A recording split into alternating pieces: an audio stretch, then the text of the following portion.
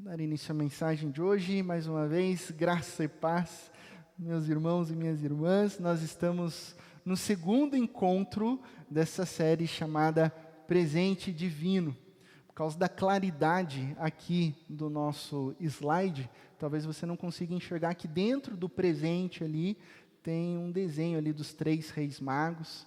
Nós já conversamos domingo passado que a quantidade dos sábios do Oriente, a Bíblia não diz. Então é a tradição que fala sobre ser 3 sábios do Oriente.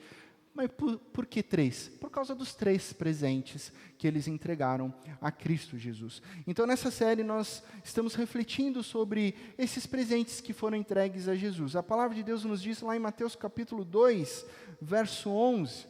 Mateus capítulo 2, verso 11. Ao entrarem na casa, viram um menino com Maria, sua mãe, e prostrando-se o adoraram. Então abriram seus tesouros e lhes deram presentes: ouro, incenso e mirra. Ouro, incenso e mirra.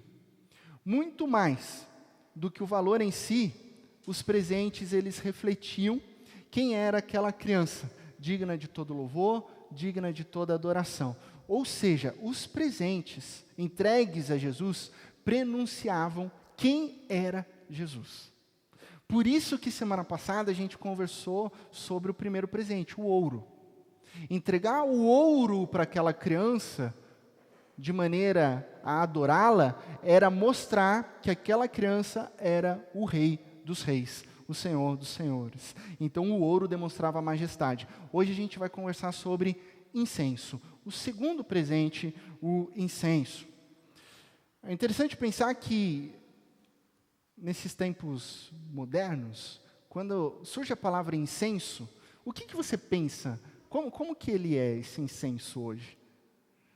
Quem aqui pensou naquelas varetinhas? Levanta a mão. Quem aqui pensou, né?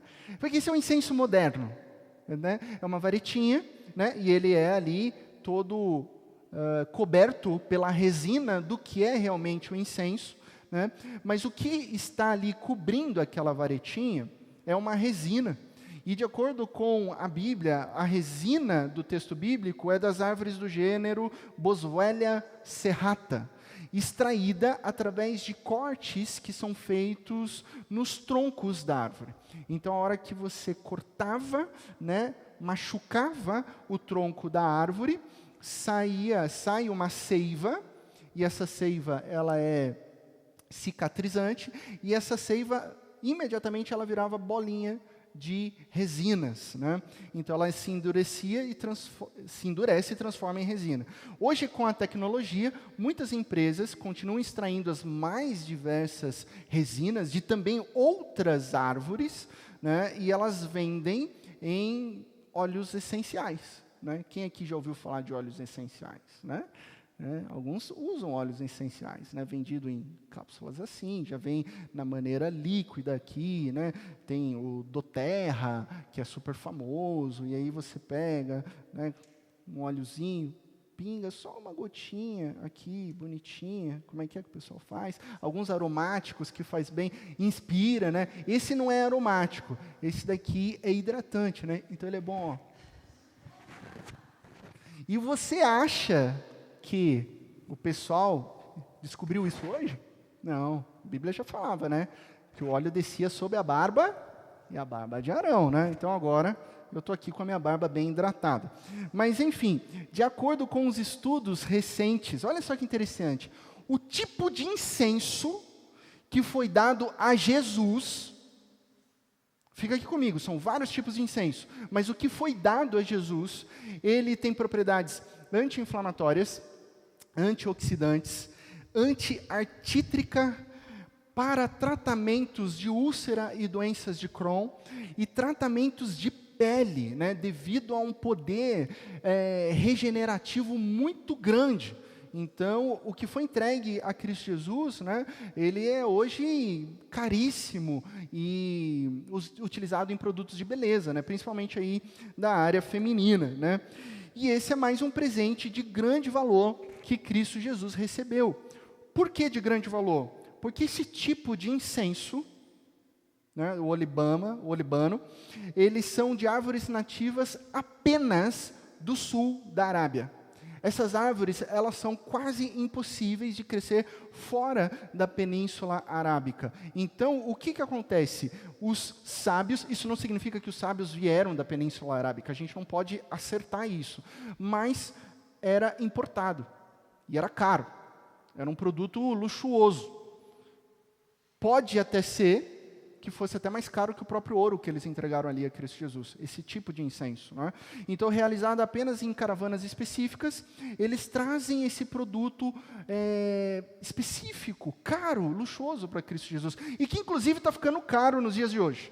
Esse tipo de incenso, que agora eles descobriram que é o incenso que foi utilizado e dado a Cristo Jesus, essa árvore infelizmente está em extinção, né? Ainda não tem nenhuma legislação que proteja esse tipo de árvore, ela ainda não é patrimônio da Unesco, não tem nenhum tipo de fiscalização, então as grandes empresas estão indo até a Península Arábica e estão ferindo essa árvore para tirar a resina. Ela pode, na maneira sustentável dela, sofrer de 12 a 14 cortes no seu tronco, mas as empresas estão ferindo a árvore entre 110 e 120 cortes, né? Então, ou seja, com o tempo ela acaba morrendo. E aí, quando eu falei que ela não é patrimônio da Unesco, o Jonatas me lembrou que, como é que é? A baguete se tornou patrimônio da Unesco, né? Então, a baguete se tornou e uma árvore importante não se tornou, né? A gente vê como as coisas são invertidas na nossa sociedade. Mas o que eu quero enfatizar para vocês sobre o incenso? É sobre o uso litúrgico do incenso, descrito nas Escrituras. O uso nas cerimônias de adoração a Deus. Quando a gente lê Êxodo capítulo 30, Deus ordena que o sacerdote queime o incenso como oferta agradável a Deus. E aqui está o ponto que eu quero refletir e aprofundar com você nessa manhã. O sacerdote do povo de Deus, ele tinha como grande função ser um papel de mediador. E esse papel de mediação era dividido basicamente em duas funções. A primeira, que o sacerdote era responsável pela realização do sacrifício. Então, a realização dos sacrifícios no Antigo Testamento remetia ao quê? A perdão de pecados, onde um animal morria representando o perdão de pecados. A segunda função do sacerdote era a realização de intercessões, orações, petições em nome do povo. Então, basicamente, a função dele era sacrifício, petições, sacrifício, intercessões, sacrifício, orações. Então, antes de eu dizer a você o que tudo isso tem a ver com Cristo Jesus, eu quero ressaltar a necessidade do sacrifício. Porque depois que o pecado entrou na humanidade, lá no jardim, todos nós fomos corrompidos em nossa natureza.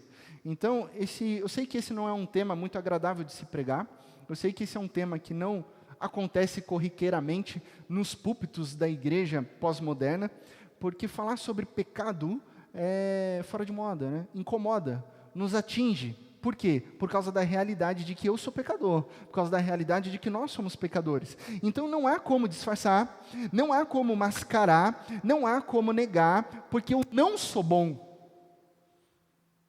E eu vou dizer que você não é bom.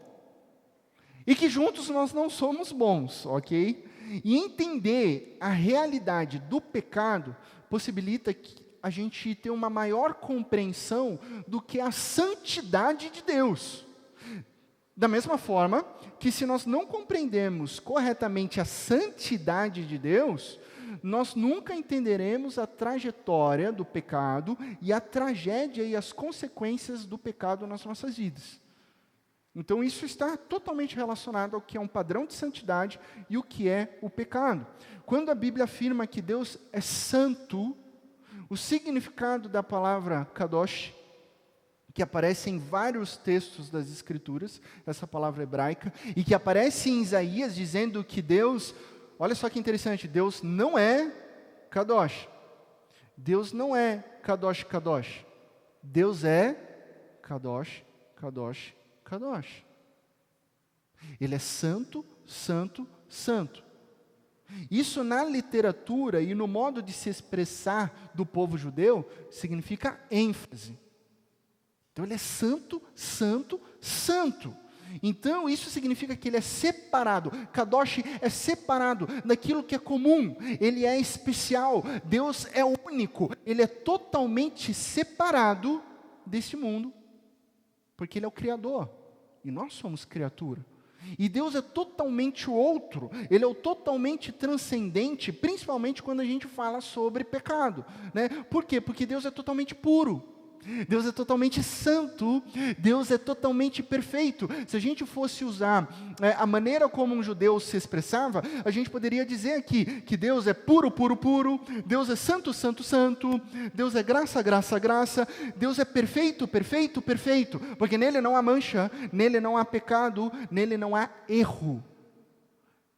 E tudo é santo. O seu poder é santo, a sua graça é santa, a sua misericórdia é santa, a sua alegria é santa, a glória de Deus é santa. Então a santidade de Deus é santa, a santidade de Deus é separada. Por isso que a Bíblia afirma, santo, santo, santo. Aí quando a gente começa a compreender a santidade de Deus, por outro lado, eu não sou santo. Eu não sou perfeito. Estou longe de ser perfeito, gente. Estou longe. Eu não sou bom. E as Escrituras vão afirmar para mim e para você que não há nenhum justo, nenhum sequer, pois o pecado corrompeu a integridade, a natureza humana, quebrou a nossa intimidade que nós tínhamos de um relacionamento com o Pai. E é neste sentido que a Bíblia afirma que Deus odeia o pecado. Olha essa grande verdade. E olha como isso nos incomoda, né? De certa forma, porque nos atinge.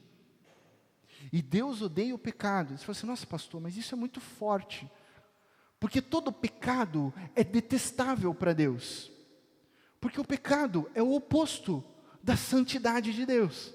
Então ele odeia aquilo que é oposto à sua santidade. E como que se resolve isso? O grande ponto é como resolver essa questão.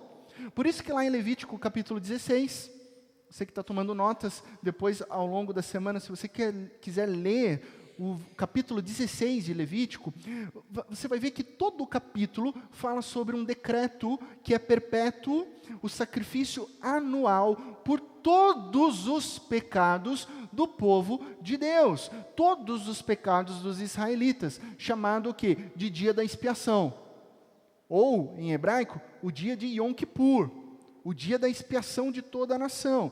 Então o sumo sacerdote, uma vez por ano, ele fazia um sacrifício como pagamento temporário pelos pecados do povo. O outro ano ele tinha que fazer. O sacerdote sacrificava um animal inocente e entrava no tabernáculo, através do véu, no local conhecido como o lugar santíssimo ou santo dos santos. Então lá dentro, o sacerdote acendia um incenso.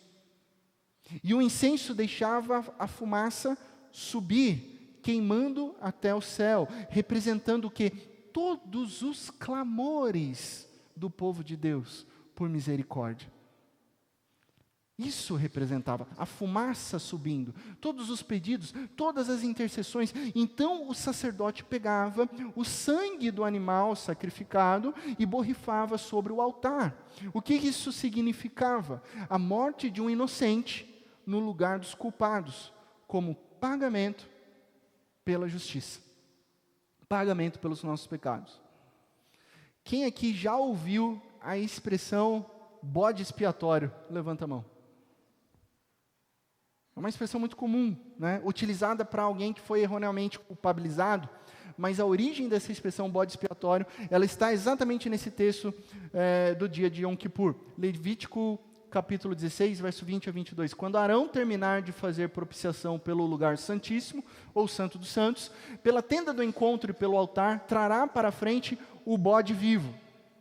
Então colocará as duas mãos sobre a cabeça do bode vivo e confessará, veja bem, todas as iniquidades, todos os pecados, todos os erros, todas as rebeliões dos israelitas, e os porá sobre a cabeça do bode.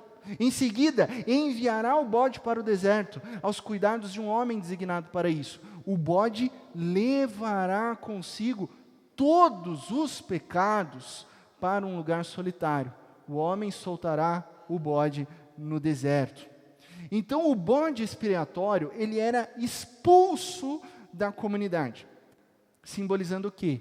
Que aquele animal levava para fora os pecados do povo. Estava levando para longe, levando para fora, para longe da comunidade. Enquanto outros sacrifícios aconteciam para perdão de pecados. Aí a gente faz uma pausa aqui, né? Porque se é a primeira vez que você está ouvindo isso, talvez você esteja um pouco assustado, né? Como assim? Um animalzinho ser morto? Como assim, né? Tinha outros sacrifícios, sacrifício de cordeiro. Puxa, é tão bonitinho um cordeirinho. Como assim? Inocente. Como assim? O que significa? Isso era necessário por causa da justiça e por causa da santidade de Deus. O sacrifício de um animal inocente pagava temporariamente o preço pelo perdão dos pecados do povo. Então a santidade e a justiça de Deus eram satisfeitas por meio do sacrifício, e assim a misericórdia de Deus se estendia e era derramada sobre as pessoas a quem Ele tanto ama. Então isso significa o quê? Que nós precisamos de um sacrifício. Se eu peco, eu não sou inocente. E se eu não sou inocente, eu sou culpado, eu preciso de alguém que venha me redimir. Então eu preciso ser perdoado, eu preciso ser purificado, eu preciso ser santificado, para que eu possa ter um relacionamento de intimidade com o meu Pai, para eu ter um relacionamento de intimidade com o meu Deus. Então essa é a nossa condição. Agora a gente pega toda essa informação, vai até Jesus, e percebemos os sábios entregando para aquela criança um incenso. Um incenso utilizado para função sacerdotal. Então ali a vontade de Deus começa a cumprir. Porque o incenso só poderia ser oferecido para um sacerdote. O incenso, ele era oferecido como uma oferta de sacrifício pelos pecados do povo. Então ele só poderia ser ofertado pelo sumo sacerdote. Nós acabamos de ler isso. Então o incenso representava a mediação entre o povo e Deus. E isso só poderia ser feito pelo sumo sacerdote. E os sábios estão entregando para uma criança. Os sábios estão entregando para Jesus. Olha isso! Então, quando os sábios entregam esse presente para Jesus, na verdade, o próprio Deus está entregando para nós o presente divino dele, que é Cristo Jesus. Pois Jesus Cristo veio ao mundo para ser o sumo sacerdote perfeito. É aquele que nos entende, é aquele que nos acolhe, é aquele que se identifica com as nossas provações. Ele se identifica com o nosso pecado, mas sem pecar. Ele se identifica com as nossas dores, ele se identifica com os nossos machucados e oferece perdão, oferece purificação, oferece santificação, oferece justificação. Hebreus capítulo 4, olha só que texto maravilhoso. Hebreus capítulo 4, do verso 14 ao verso 16. Hebreus capítulo 4, do verso 14 ao verso 16. Portanto, visto que temos um grande sumo sacerdote que adentrou os céus, e quem é? Jesus, o Filho de Deus. Apeguemo-nos com toda a firmeza à fé que professamos, pois não temos um sumo sacerdote que não possa compadecer-se das nossas fraquezas, mas sim alguém que, como nós, passou por todo tipo de tentação, por tudo que você já passou, por tudo aquilo que você sofreu, por todas aquelas dores, por todas aquelas feridas, por todos aqueles traumas, seja em qualquer momento da sua vida, Cristo Jesus passou por tudo isso, mas sem pecado algum. Assim, versículo 16, aproximemo-nos do trono da graça com toda a confiança, a fim de recebermos misericórdia e encontrarmos graça que nos ajude no momento de necessidade. O incenso só poderia ser entregue a Cristo Jesus, pois somente Jesus é o sumo sacerdote. Só Ele é perfeito, só Ele que oferece o sacrifício perfeito, para a redenção perfeita, para perdão perfeito, para a restauração perfeita. não por meio de bodes ou novilhos, mas pelo próprio sangue dele. Ele se oferece como sacrifício. Ele entra no lugar santíssimo, por meio da sua própria vida, por meio do seu próprio sangue. Ele nos livra da morte, através de um único sacrifício. Olha que maravilhoso, é um único sacrifício. E não precisa mais. É um único, porque o sacrifício de Cristo Jesus é perfeito. O sacrifício de Cristo Jesus, ele percorre a eternidade. O sacrifício de Cristo Jesus é o único que nos traz salvação e vida. Por isso a gente não precisa mais repetir os sacrifícios no dia de expiação. Por isso que a gente não vem aqui e mata um animalzinho no dia de Yom Kippur. Não há mais necessidade. Nós não vivemos mais na antiga aliança, nós vivemos na nova aliança, estabelecida pelo próprio Filho de Deus, Cristo Jesus, o presente divino. Ele nos santifica por meio da cruz, por meio do seu próprio sangue. Por isso essa expressão, ele nos lava através do seu precioso sangue e nos santifica de uma vez por todas. É isso que ele faz, de uma vez por todas. Eu quero compartilhar o versículo 14 do verso 10 com você, que diz o seguinte: porque por meio de um único sacrifício ele aperfeiçoou para sempre os que estão sendo santificados. Olha a dimensão desse verso, ele é tão curtinho, mas ele é tão profundo. Foi um único sacrifício. Ele aperfeiçoou para sempre aqueles que estão sendo santificados, eu e você. Nós podemos ler isso juntos? Vamos lá? 1, 2, 3 e... Porque por meio de um único sacrifício, ele aperfeiçoou para sempre os que estão sendo santificados. É para sempre. É para sempre. Ainda nesse capítulo, se você percorrer e chegar no verso 18, você vai ver lá a declaração: onde esses pecados foram perdoados, não há mais necessidade de sacrifício por eles. É para sempre. É uma única vez. E muitas vezes a gente fica se culpando, né? Quem aqui já passou por uma situação de ser lembrado de um pecado lá do passado? Que já foi confessado, e aí você se sente mal. E aí você se sente culpado. Isso não vem de Deus.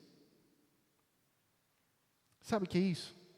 É o diabo tentando te tirar de longe do sacrifício perfeito. Tentando te incriminar de algo que já foi pago. Tentando mostrar que você não é puro, que você não é pura, que você não é santo, que você não é santa. Nós não podemos e não devemos, não dê ouvidos a essas vozes. Lembre-se que os pecados já foram perdoados e que o sangue de Cristo Jesus tem poder e já te purificou. Você já é um filho, você já é uma filha de Deus. O único sacrifício perfeito já foi confessado, já foi perdoado. Não há mais necessidade de sacrifício por eles, porque o sacrifício de Cristo Jesus é perfeito.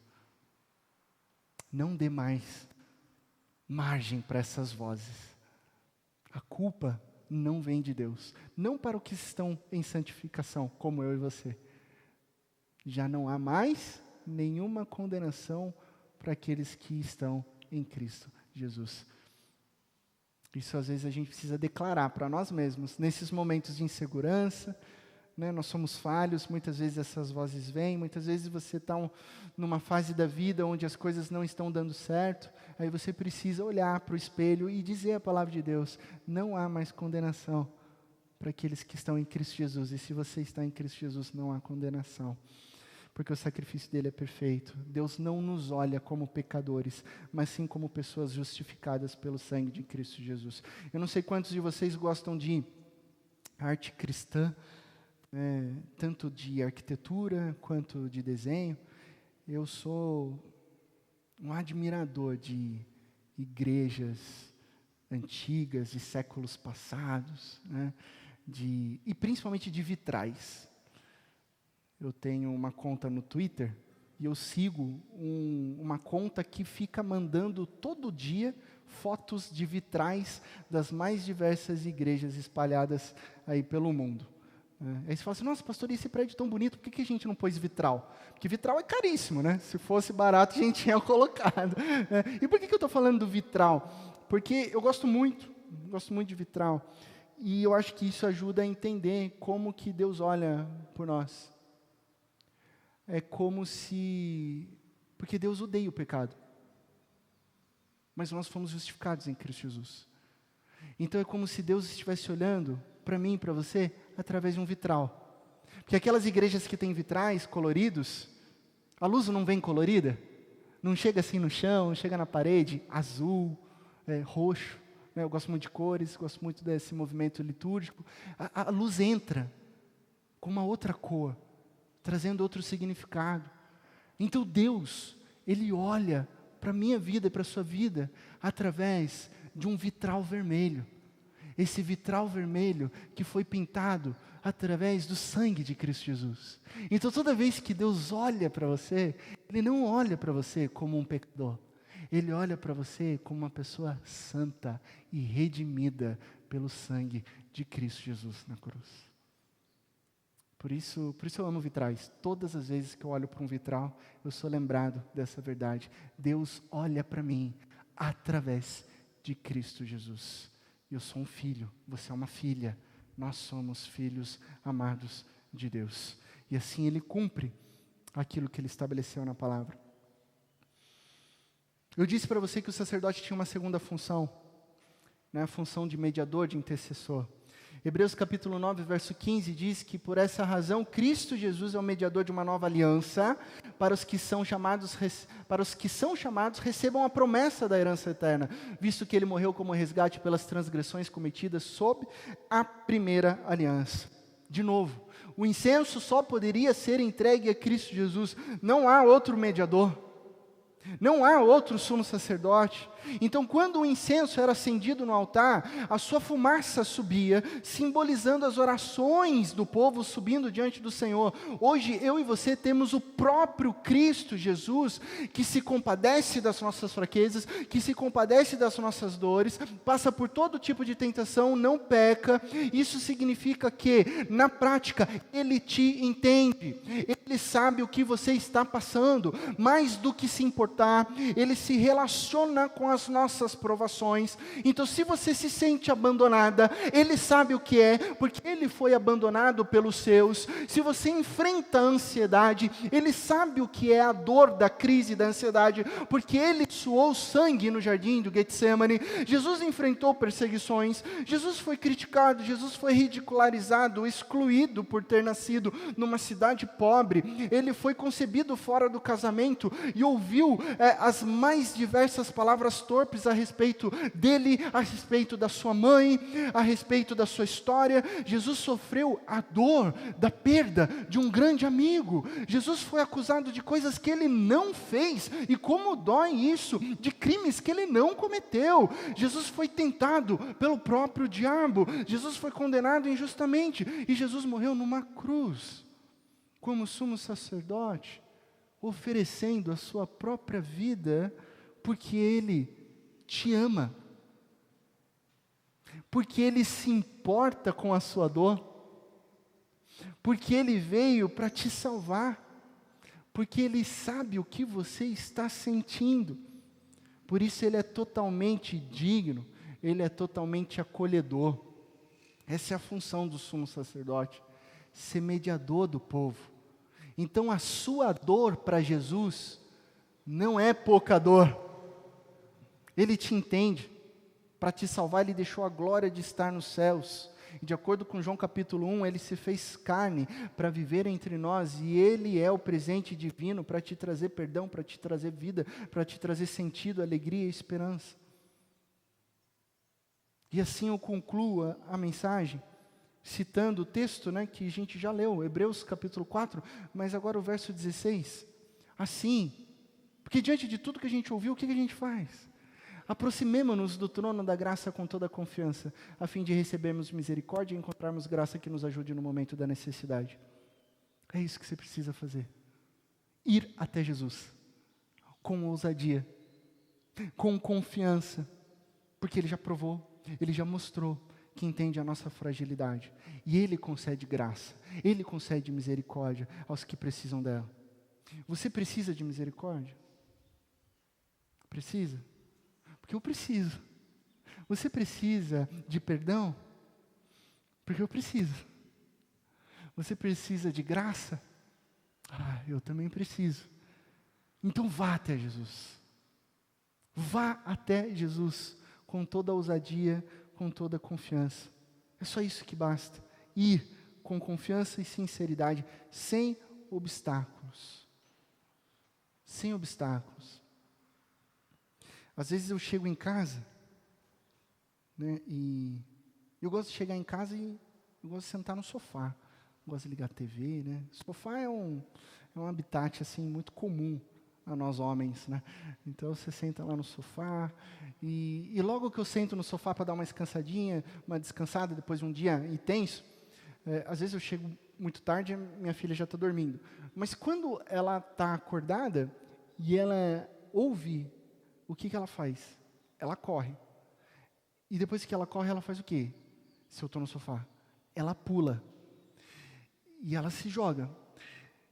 E ao longo dos anos, ela não foi percebendo que ela foi crescendo e que ela foi ficando um pouquinho pesada, né? Então, quando ela era pequenininha, ela se jogava assim na perna, você sentia um pouquinho de peso. Depois ela foi crescendo, ela vinha na cintura. Agora ela vem, com 10 anos, ela dá um pulo e me amassa, e me abraça, e sobe em cima do sofá. Papai estava com saudade, me aperta, me abraça e conversa comigo.